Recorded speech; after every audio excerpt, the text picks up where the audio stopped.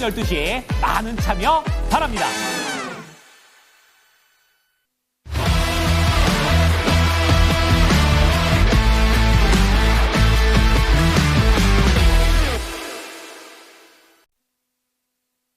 이슈 딥다이브, 오늘 시장의 중심 이슈 깊이 분석해보는 시간 가져보겠습니다.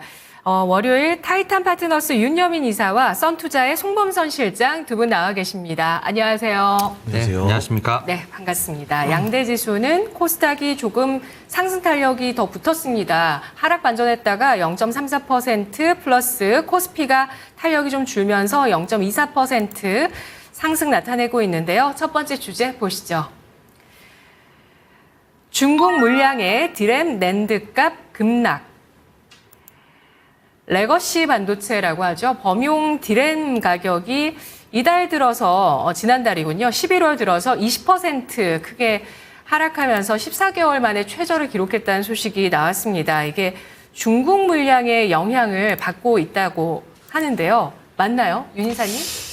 네, 일단 뭐 미국이 왜 이렇게 중국을 제자리는지를 좀 알 수 있는 단면이 아닐까 생각을 하는데, 말씀하셨던 것처럼 11월 달 디램, 여기도 낸드까지 가격이 좀 급락했던 모습이 나온다라고 말씀드릴 수 있을 것 같습니다. 특히 이제 디램 관련된 부분, 뭐 PC 번영뿐만 아니라 좀 DDR5 관련된 쪽에서도 가격이 동반 하락하고 있다라고 좀 말씀드릴 수 있을 것 같고, 낸드 플래시 가격 같은 경우도 지금 이제 3개월째 좀 하락세를 보이면서 이와 관련돼서 이제 원인에 대한 부분들 계속 얘기가 나오고 있습니다만, 결국 이제 중국 정부 어떤 제가 볼 땐 굴기라고 볼 수 있을 것 같은데, 반도체국의 한장인 상황에서 본인들의 적자가 나더라도 상당히 좀 범용성, 좀 저가형 물량을 상당히 공격적으로 풀면서 사실은 이제 가격에 대한 방어가 안 되는 부분이죠. 특히 이런 부분들은 삼성전자 3분기 컨퍼런스 콜에서도 분명히 나왔습니다. 삼성전자 같은 경우도 중국 반도체들이 너무 저가형으로 이제 반도체를 배포하다 보니까 수익 방어가 안 된다는 얘기를 분명히 했었던 부분이 있었고요.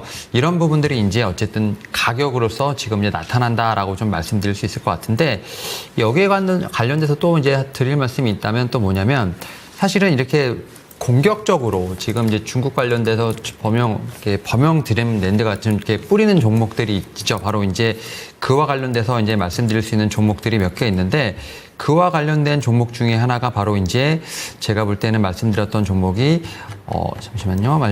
종목이 바로 이제 CXMT라는 종목이라 말씀드릴 수 있을 것 같은데, 이 CXMT가 사실은 어떻게 보면 이 반도체 쪽에서 특히 메모리와 디램 쪽에서 어떤 물량을 상당히 확대하고 있는 상황인데, 문제는 이 어떤 반도체 회사 같은 경우는 지금 미국의 지금 제재 대상, 지금 미국에서 지금 중국을 타겟팅하려고 하는 어떤 그 중국의 어떤 반도체 중에서 그 업체에 좀 포함되지 않았다라고 보시면 될 것 같아요. 오히려 좀 파운드리 업체라고 할 수 있는 SMIC 같은 경우는 제재 대상에 포함이 됐습니다만, 앞에서 말씀드렸던 CXMT 같은 경우는 좀 제재 대상에 빠졌습니다. 이 이유는 뭐냐면, 이 반도체 업체라고 볼 수 있는 삼성전자, SK하이닉 입장에서 봤을 때는 CXMT의 어떤 이 저가 물량 공세가 상당히 부담스럽습니다만, 미국에 보면 반도체 장비 업체들이 있죠. 우리가 흔히 말하는 램 리서치라든지 어플라이드 머티리얼즈, 여기에 또 이제 ASML 같은 네덜란드 회사들 입장에서 보게 된다고 하면, 어쨌든 반도체를 만드는 회사에 납품을 해야 되는 상황이고, 그런 측면에서 램 리서치라든지 어플라이드 머티리얼즈 같은 경우가 조금 이제 반도체와 관련된 부분에서 중국에 지금 이제 CXMT를 제재하게 된다고 하면 우리의 매출도 같이 떨어질 수밖에 없다라는 어떤 그런 부분으로 로비를 하지 않았을까라는 좀 예상이 나오면서, 결국은 장비 업체 입장에서는 제재 대상에 빠졌기 때문에 상당히 호재, 뭐 그런 측면에서 지난주부터 좀 반등이 나왔고, 다만 이제 같은 메모리 업계에 있는 회사들 같은 경우는 이런 부분들이 악재로 좀 작용했다라고 말씀드릴 수 있을 것 같은데요. 다만 이제 좀 바닥의 반등 신호로 볼 수 있는 것 중에 하나가 바로 이제 키옥시아 같은 경우가 지금 낸드 값이 계속 하락을 하다 보니까 이와 관련해서 감산할 것이라는 예측이 좀 있습니다. 결국 이제 반도체 쪽에서 봤을 때는 이런 낸드와 관련된 부분에서는 좀 바닥이 아닐까라는 좀 예상을 하고 있고, 또 이제 지난 주말에 12월 1일 날 지금 11월 어쨌든 지금 수출입 통계가 나왔는데, 우리나라 같은 경우는 확실히 이런 저가형 반도체보다는 뭐 HBM이라든지 또 이제 어떻게 보면은 SSD, 지금 고용량 쪽 데이터 센터의 고용량 쪽에 대한 어떤 수출에 관련된 부분이 좀 많이 잡히면서, 결국 이제 삼성전자, SK하이닉스 같은 경우도 저가형보다는 이제는 어떻게 보면 고수익 관련된 반도체로 좀 이동하고 있는 좀 그러한 상황에서 어쨌든 바닥에 대한 시그널이 조금씩은 나오고 있지 않나라고 좀 말씀드릴 수 있을 것 같습니다. 네, 알겠습니다. 고수익이 날 수 있는 반도체, 뭐 SSD, DDR5 그리고 뭐 HBM 네, 그쪽으로. 네. 예, 이런 쪽으로 계속 좀 확대를 할 수밖에 없는 그런 시장 여건이 되어가고 있는데요. 범용 반도체 쪽에 중국의 저가 공세 그리고 미국과 중국의 패권 다툼 등에 대해서 지적해 주셨습니다. 송범서 실장님은 디램과 낸드 가격의 급락세 어떻게 보실까요? 지금 상당히 좀 위기가 되어 있죠. 이런 점들. 중국이 아무래도 저가형으로 많이 공세를 하다 보니까 앞서 말씀해 주신 것처럼 CXMT가 중국의 이런 대표적인 기업으로서 완전히 싸게 배포를 하고 있습니다.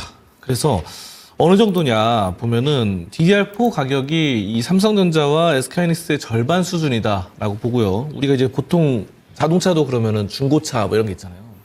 신차가 나오면은 중고차랑 비교를 해보면 중고차 가격이 훨씬 쌀 수밖에 없죠. 근데 이제 중국의 이 DDR4 CXMT에서 만든 DDR4가 바로 중고보다도 4%가량, 5%가량 저렴하다고 합니다. 그렇기 때문에 가격적으로 이제 뭐 약간 후려쳤다 이렇게 본다고 한다면은 우리가 여기서 이제 가격으로 승부하기에는 경쟁력에서 좀 떨어진다 좀 이렇게 판단을 하고 있고요. 워낙에 또 저가로 대량 공급을 하다 보니까 대부분의 경우가 앞으로 산업에서 이렇게 될 것 같아요. 이 반도체뿐만 아니라 많은 것들이 이미 그렇게 되고 있고 핸드폰 같은 경우도 중국에서도 많이 올라오고 있죠. 화웨이라던가 이런 샤오미 등등 이런 점들이 있기 때문에 지금 상당히 좀 심각하다라는 측면이고, 근데 이거는 어느 정도 예견이 됐던 사실이에요. 이거를 뭐 우리가 갑자기 이렇게 됐다기보다는 5년 전, 10년 전부터 다들 반도체 업계에 있는 분들은 다 예상을 하셨을 겁니다.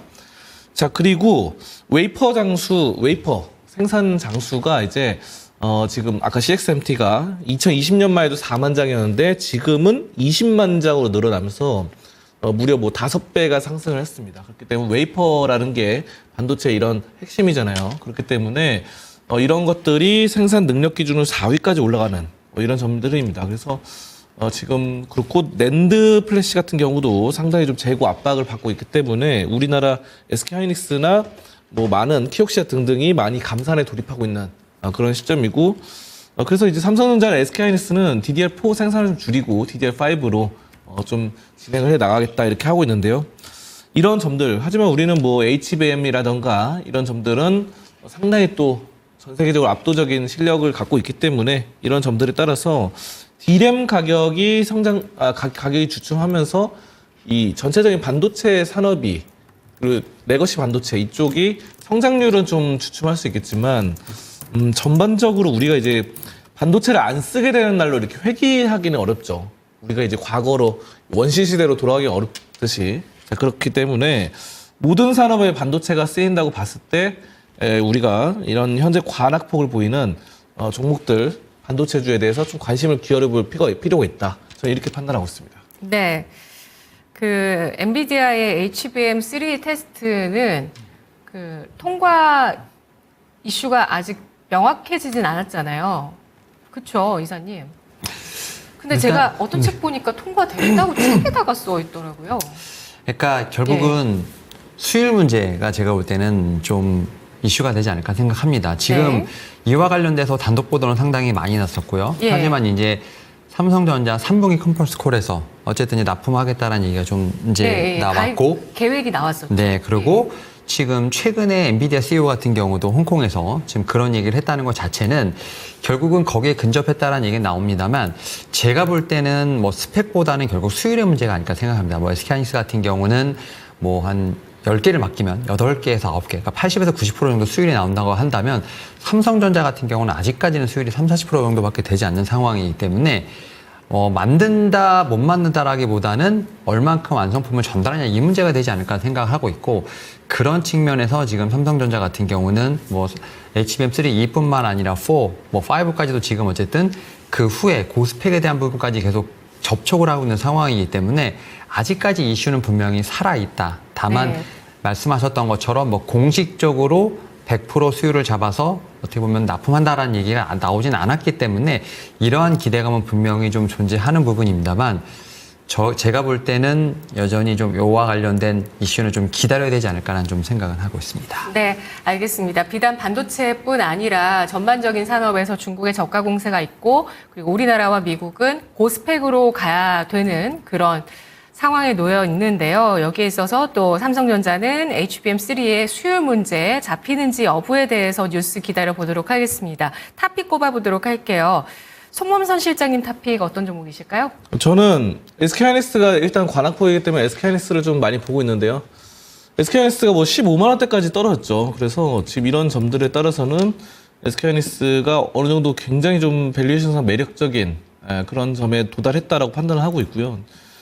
이 보면은 15만 원 선은 최근에 올해 들어서 정말 저점입니다. 그래서 올해 보면은 9월 19일 날 14만 4천 원까지 갔었는데 다시 한번 그 근처까지 되고 있어요. 9월 19일 날은 워낙에 또 단기 낙폭이 심했던 그 날이었고 하루 만에 11% 넘게 빠졌다가 다시 회복을 어느 정도 했죠. 15만 원대로. 그렇기 때문에 지금 가격이 거의 저는 이 최바닥선이다 이렇게 좀 판단하고 있고 HBM 쪽에서는 이제 SK하이닉스가 단연 독보적이기 때문에 이런 점들은 어느 정도 이 W자 반등으로 좀 되지 않을까 저는 이렇게 좀 판단을 하고 있고요. 오늘 하루만 놓고 보면은 원익홀딩스도 저는 괜찮아 보입니다. 원익홀딩스. 근데 원익홀딩스가 지금 오늘 좀 탄력이 있는데요.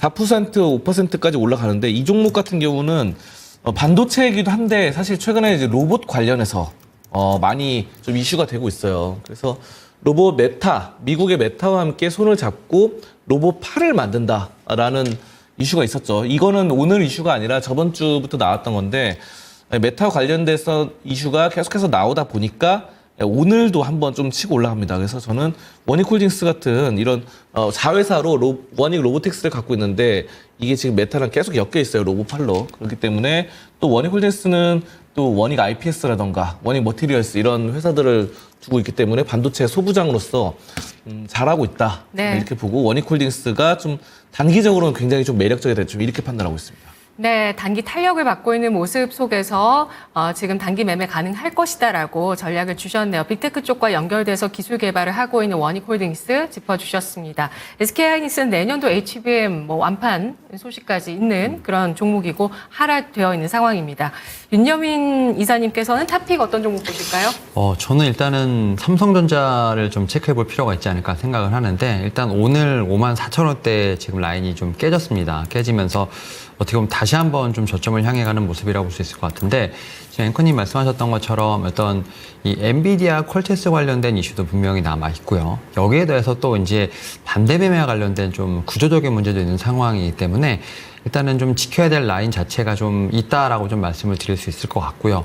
여기에 더해서 사실은 11월 달까지 상당히 좀 외국인의 매도세가 좀 강했던 부분들, 하지만 연기금이 계속해서 좀 이 회사를 좀 매수하면서 좀 어느 정도 좀 저점을 지켜내려고 하는 모습들, 여기에 또 오늘 외국인까지 좀 매수세가 들어오면서 사실은 SK하이닉스 같은 경우도 과대 낙폭입니다만 삼성전자는 그보다 더 심한 과대 낙폭이기 때문에 오히려 상승에 대한 부분으로서 트리거가 생긴다면 더 어떻게 보면 탄력적으로 올라올 수 있는 구간이 아닐까 생각하면서 저는 관심주로 삼성전자 한번 말씀드려보도록 하겠습니다. 네, 알겠습니다.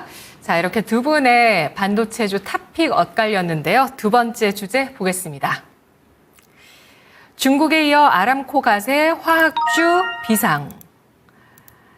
여러 업종 중에 부진이 요즘 드러나고 있는 화학 업종입니다. 이야기 좀 해보도록 할 텐데요. 먼저 윤여민 이사님 의견 들어볼게요. 롯데나 효성그룹 요즘 위기 시그널 좀 나왔었잖아요. 네. 근데 이런 거 이제 잘 좀 봉합해 나가려고 위기 나오기 전에 봉합하려는 모습들이 나오는데 화학주 비상인가요? 사실은 저희가 이제 반도체, 2차전지, 자동차, 제약바 이렇게 말씀을 좀 많이 최근에 했었습니다만 화학주가 정말 힘든 좀 한 해를 좀 보내고 있지 않나라고 좀 생각을 하고 있고요. 네. 특히 이제 화학주와 관련돼서 여러 가지 좀 이슈가 좀 있습니다만 일단은 오늘 이제 아람코 관련돼서 좀 뉴스가 나왔는데 확실히 반도체도 그렇고 이제 화학 쪽도 그렇고 참 이제 2차전지도 그렇고 확실히 중국과 관련된 부분들에 참 힘든 어떤 싸움을 하고 있지 않나 생각을 하는데 그 가운데 또 이제 아람코까지 참전하지 않나 생각을 하고 있는데 확실히 이제 중국 관련돼서 일단 처음에 이게 나왔던 것 자체가 결국 저가 물량에 대한 부분들이 상당히 좀 제가 볼 때는 우리나라 화학계 좀 악재로 떴었다라고 좀 말씀드릴 수 있을 것 같은데, 어떻게 보면 중국 관련돼서 수출 물량이 좀 중국은 좀 많이 늘리면서 석유화학에 대한 마진을 상당히 좀 축소시키는 뭐 그런 부분에서 수익성 악화가 되게 우려됐던 것이 사실이죠. 그와 관련해서 말씀하셨던 것처럼 효성이라든지 롯데와 관련해서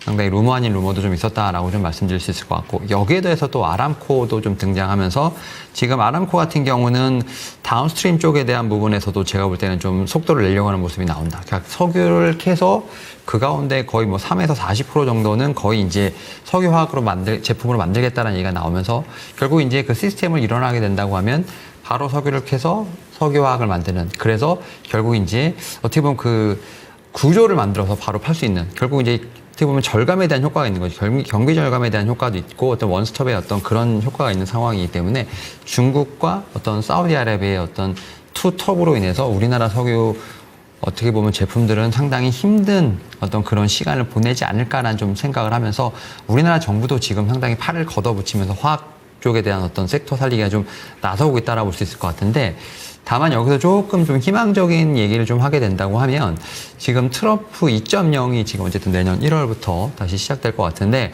어쨌든 트럼프 같은 경우는 지금 당선이긴 합니다만 어떤 에너지 정책의 색깔을 봤을 때 전통 에너지에 대한 색깔이 상당히 강하다고 말씀드릴 수 있을 것 같고, 그 가운데서 뭐 LNG에 대한 수출뿐만 아니라 특히 이제 석유 관련, 석유, 가스 관련된 쪽에서도 상당히 좀 제가 볼 때는 드라이브를 걸 것으로 보이고 있기 때문에 그와 관련돼서 우리나라 특히 이제 미국 향에 대한 좀 에너지 수출 관련된 부분에서 증가가 좀 있지 않을까, 좀 그러한 좀 희망을 좀 가질 수 있지 않을까 생각합니다. 다만 그럼에도 불구하고 지금 중국이라든지 뭐 아람코의 어떻게 보면은 공격이 거세질 것으로 보이고 있기 때문에 그러한 희망에도 불구하고 일단은 단기적으로 봤을 때 실적에 대한 전환이 빠르게 이루어지지는 분명히 않을 것이다라는 좀 생각을 하면서 결국 이제 실적에 대한 저점을 잡는 노력이 일단은 중요하지 않을까 생각을 하고 있고요.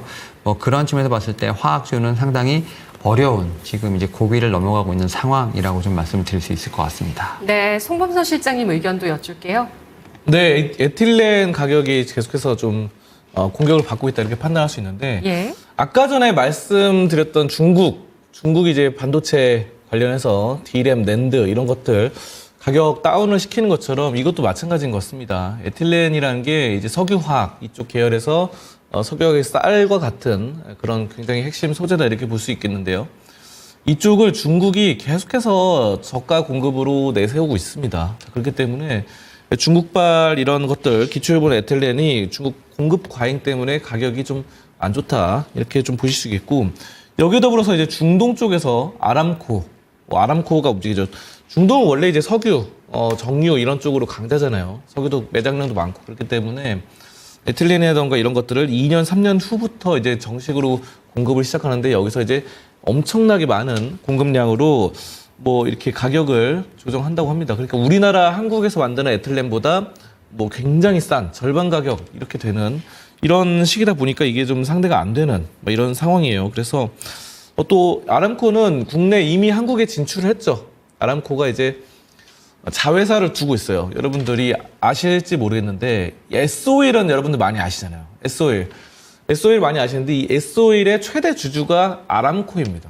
그렇기 때문에 중동이 이미 S-오일을 통해서 우리나라를 점령하고 있다라는 점인데, 울산에 이번에 대규모 석유화학 이 생산 시설을 짓습니다. 그래서 한국에 대해서 영향력을 계속해서 늘리고 있고, 에틸렌을 대량으로 생산하기 때문에 이런 점들이 우리나라 지금 케미칼 화학 산업에 굉장히 좀 안 좋다 이렇게 판단하는데요. 지금 화학주가 최근에 암흑기고, 롯데그룹 같은 경우는 경영 뭐 부도설, 유동성 부도설 이런 거 많이 나오잖아요. 그래서 상당히 좀 위기가 되고, 실제 롯데케미칼 같은 경우는 적자가 좀 많이 되고 있죠. 그리고 효성 같은 경우도 지금 효성도 화학 산업을 하고 있는데 상당히 좀 힘든 상황입니다. 그래서 수익성이 좋지 못하는데 이런 점들이 좀 안타깝지만, S-오일 역시 우리나라 국내 주식이 상장되어 있는 만큼 S-오일 같은 경우는 아람코의 든든한 이런 후원, 자금 이런 것들로 좀 빛이 나지 않을까 이렇게 생각하고요. 오늘 좀 보면은 효성화학이 상한가를 갔어요. 네. 근데 효성화학이 상한가를 가서 이런 점들은 어느 정도 좀 약간 저점 모멘텀을 받고 있기 때문에 결국은 이 화학 산업은 그런 점이 있거든요. 그 시크리컬 산업 해가지고 우리가 이제 봄, 여름, 가을, 겨울 계절적인 순환이 있듯이 이 산업도 약간의 순환이 있습니다. 좀 좋을 때가 있고 안 좋을 때가 있고 이렇게 굴곡 있잖아요, 산업이. 그래서 이런 시크리컬 계절적인 산업으로 지금 겨울이 어느 정도 지나가면 다시 좀 좋아질 때가 왔을 때 그때 효성이나 아니면은 롯데 이런 쪽이 좀 좋아지지 않을까 저는 이렇게 보고 있습니다. 네, 알겠습니다. 아람코 측에서 저 비용의 생산 시스템을 구축하면서 석유 화학까지 게임 체인저가 되겠다는 포부를 밝히면서 중국에 이어서 중동까지 우리 화학 업종에 위협이 되고 있는데요. 내용도 들어봤고요. 탑픽 알아보도록 할게요. 윤 이사님은 트럼프 2.0 시대 수혜되는 화학주 주실 건가요? 사실은 뭐 화학주의 탑픽을 좀 고르기 쉽지 않은데 일단은 네. 수혜가 예상되는 부분도 있겠습니다만 지금 상황에서는 이런 잔혹한 경쟁에서 살아남을 수 있는 그래서 좀 어떻게 보면 군사를 많이 빼고 있는 종목들을 좀 체크해볼 필요가 있지 않을까 생각하는데 네. 그 중에 하나가 바로 이제 LG 화학이 아닐까라는 좀 생각을 합니다. 지금 최근에 좀 나온 얘기로 보게 되면 나주 공장에 대한 부분들 좀 생산화를 좀 중단을 하고 어떻게 보면 좀 약간 일원화하고 있다고 하죠. 여수로 좀 일원화하고 있다는 부분들. 사실 지금 상황에서는 비용을 줄이는 게 상당히 좀 어떻게 보면 특단적인 조치가 아닐까 생각을 하고 있고 여기에 더해서 사실 최근에 보면 2차전지 업황이 조금씩은 돌아나오려는 어떤 그런 상황. 결국 이제 완벽한 화학에 관련된 모멘텀도 있지만 여기에 플러스 조금은 신사업을 할 수 있는 그러한 좀 섹터에서 좀 찾다 보니까 결국은 뭐 롯데케미칼보다는 오히려 LG화학 같은 좀 2차전지 사업을 좀 같이 하는 좀 그런 듀얼 모멘텀이 있는 종목들을 체크해 볼 필요가 있지 않을까 생각을 네. 하고 있고 그런 측면에서 뭐 주가 자체는 조금 힘든 모습을 보입니다만 다시 한번 반등을 좀 크게 할 수 있는 종목으로서 LG화학 한번 말씀드려 보도록 하겠습니다. 네, 알겠습니다. 반등 크게 예상을 해주셨고요. 네. 네, 송범선 실장님은 탑픽 화학 업종 이렇게 어려운 걸 타개해내는 돌파해내는 기업 골라주실까요? 네, 오늘 효성을 전 보도록 하겠습니다. 일단 앞서서 드린 것처럼 효성화학이 상한가를 갔거든요. 근데 오늘 효성화학이 상한가 갔는데 효성화학의 최대 주주가 효성입니다. 근데 이제 우리가 이미 효성화학은 상한가 갔는데 여기서 매수를 하라 그러면은 좀 안 되잖아요. 그래서 상한가 따라잡기보다는 이 최대 주주, 효성화학의 최대 주주인 32.84%를 지분을 보유한 효성이 좀 매력적으로 보여지고 있고요. 효성화학이 왜 상한가 갔는지 말씀드리면은 특수가스 사업부 매각을 합니다. 그래가지고 효성 TNC와 시너지가 좀 발생할 것이다 이렇게 좀 판단하고 효성화학이 중국의 이제 NF3 자산을 보유하고 있는데 이런 점들 이런 계속해서 좀 잘 되고 있고 11,500톤으로 세계 2위 생산 능력을 어느 정도 인수합병이 되고 나면은 가질 것이다 이런 말들이 나오고 있거든요. 그래서 굉장히 좀 긍정적이다. 지금 화학 업계가 어려운 가운데 이렇게 좀 희소식이 나오고 있고 모멘텀을 받았기 때문에 이와 관련된 가장 최대 주주인 효성. 효성에 두 가지가 있어요. HS 효성과 그냥 효성이 있는데 HS 효성 말고 그냥 효성을 저는 지금 괜찮아 보인다 이렇게 말씀드리겠습니다. 네, 알겠습니다. 송범선 실장은 화학주 가운데 탑픽으로 지주사 효성 꼽아주셨고요. 윤여민 이사는 LG화학을 꼽았습니다. 다음 마지막 세 번째 주제 보시죠. 카카오그룹 유의미한 반등세. 금요일장에 카카오가 강세를 보여주면서 거래대금 실으면서 올라갔는데 오늘은 카카오 그룹주를 다 끌고 갑니다. 예, 오늘 카카오페이가 특히 10% 넘게나 올라가고 있어요. 예, 카카오 그룹주의 오늘 반등 기술적으로 의미가 있을지 또 변화가 있을지 짚어주시죠. 윤 이사님. 네, 일단 카카오는 일단 기본적으로 뭐 네카오라고 하지 않습니까? 예. 네이버 카카오라고 하는데 일단 네이버의 어떤 실적 여기에 따른 주가 반등세가 상당히 좀 강했다라고 말씀드릴 수 있을 것 같고 이러한 부분에서 실적적인 측면도 있습니다만 AI 특히 이제 소프트웨어 쪽에 대한 어떤 수급이 좀 상당히 강했다라 볼 수 있을 것 같습니다. 뭐 트럼프 당선인이 지금 가상자산 그리고 AI 관련돼서 어떤 국가적 자산으로 지금 언급을 하면서 그와 관련된 부분에서 제가 볼 때는 수급이 올라왔습니다. 다만 이제 카카오 같은 경우는 AI 관련된 부분에서 얼만큼 네이버만큼 퍼포먼스를 보여줄 수 있을지가 상당히 중요하다 볼 수 있을 것 같은데 일단 좀 리스크가 좀 있죠. 지금 CEO 리스크가 있는 상황에서 지금 네. 정선화 대표가 어쨌든 직무 대행을 하고 있습니다만 과연 AI 관련된 퍼포먼스를 얼마나 보여줄 수 있을지가 일단은 관건이다. 그래서 저는 네이버보다는 지금 카카오 그룹 오늘 좀 같이 반등을 하고 있습니다만 뚜렷한 모멘텀을 찾기는 좀 쉽지 않은 상황이다 볼 수 있을 것 같고 뭐 내년에 지금 카나다 지금 수익 모델 관련된 부분에서 좀 기대를 하고 있습니다만 아직까지는 좀 충분하지 않다. 결국 이제 AI 섹터에서 어떤 전체적인 수급에 따른 반등으로 보는 거지 개별적인 자체 모멘텀이 있다라고 좀 보기는 조금 쉽지 않은 상황이라고 좀 말씀을 드려야 될 것 같습니다. 네, 알겠습니다. 김범수 의장의 재판은 계속 진행이 되고 있는 상황인데요. 송범선 실장님, 카카오 그룹주 반등 어떻게 판단하실까요? 카카오는 대표적인 약간 문화 콘텐츠 기업이다. 저는 이렇게 보고 있거든요. 원래. 그렇기 때문에 지금 카카오가 지금 재판을 받고 있고 김범수 의장이 재판을 받고 있는 거는 이거죠. SM 엔터테인먼트 시세 조종 뭐 이런 것들이잖아요. 근데 이제 그만큼 SM을 지분을 많이 갖고 있고 경영권 관련된 부분들 많이 나오고 있는데 SM의 지금 최대 주주입니다. 카카오가. 그래서 카카오가 21.18% 보유하고 SM에 그리고 카카오 엔터테인먼트가 SM의 19.5% 보유해서 이 카카오 그룹이 40% 넘게 갖고 있어요. 그렇기 때문에 최근에 여러분들 SM 주가를 보시면 아시겠지만 굉장히 좋습니다. SM 주가 엔터테인먼트 자체가 다 좋아요. 최근에. 그렇기 때문에 SM뿐만 아니라 뭐 카카오 같은 경우는 또 투자를 했던 것이 스타쉽 엔터테인먼트. 여기 뭐 아이브 그런 가수들이 있고 예전에 이제 아이유가 소속돼 있었던 그 엔터테인먼트 있죠. 거기도 이제 카카오 엔터테인먼트 되면서 엔터테인먼트만 뭐 3개 정도를 이렇게 투자를 하고 있는 것 같아요. 그래서 이런 점들이 지금 엄청나다. 엔터의 강자다. 이 카카오는 이렇게 보고 있고 최근에 엔터테인먼트가 이제 문화산업에는 관세가 없다라는 말들이 나오면서 트럼프가 관세를 못 매기죠. 문화에는. 그렇기 때문에 이런 점들이 엔터가 좀 치고 올라가면서 굉장히 카카오가 좀 긍정적이고 카카오 게임즈도 이제 요즘 게임 업종인들이 굉장히 좀 잘 되고 있습니다. 오늘도 NC소프트, 넷마블 등등 좋고 나오는데 이런 점들에 따라서 게임 관련된 문화 산업 이런 점들 굉장히 긍정적이다 이렇게 보고 저는 인터넷 플랫폼주 그리고 이런 문화 산업 그리고 무형 가치주 최근에 많이 올라가는 것 같아요. 이런 점들을 수급에 매기가 쏠리고 있기 때문에 카카오가 굉장히 좀 긍정적으로 보이고 있고 이런 추세로 가면은 뭐 단기적으로는 5만 원 선까지는 무난히 갈 수 있을 것이다. 저는 이렇게 좀 판단하고 있습니다. 네, 카카오의 반등 여력까지 짚어주셨는데요. 그러면 윤여민 인사님 탑픽만 듣고 마무리하면 되겠네요. 네, 일단은 뭐 카카오, 결국 이제 뭐 네이버도 그렇고 AI 쪽에 대한 소프트웨어 쪽에서 얼만큼 좀 제가 볼 땐 실적이나 수혜가 좀 나올지에 대한 부분을 체크할 필요가 있는데 저는 지금 상황에서는 오히려 지금 실적 시즌, 그 다음에 여기 또 쇼핑 시즌이 연관되다 보니까 오히려 최근에 유튜브 쇼핑으로서 좀 유입자가 많이 유입되고 있는 상황. 그래서 저는 뭐 카페24가 제가 볼 때는 좀 탑픽으로 좀 보여지지 않을까 생각하고 있고요.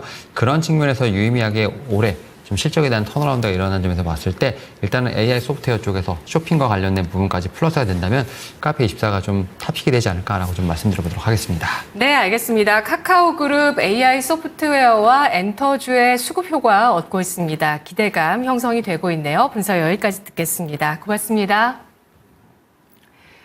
네, 이슈 딥다이브였습니다. 지금 거인의 시선으로 가기 전에 바로 QR코드 찍어서 어플 다운로드 받아주시기 바라겠습니다. 매일 낮 12시에 진행되는 증권 통파 재밌는 경제 퀴즈쇼에서 여러분 코인 여러분께 드리고 있는데요. 최대 100만 원까지 상금 받아갈 수 있는 기회니까요. 매일 증권 통파 놓치지 마세요.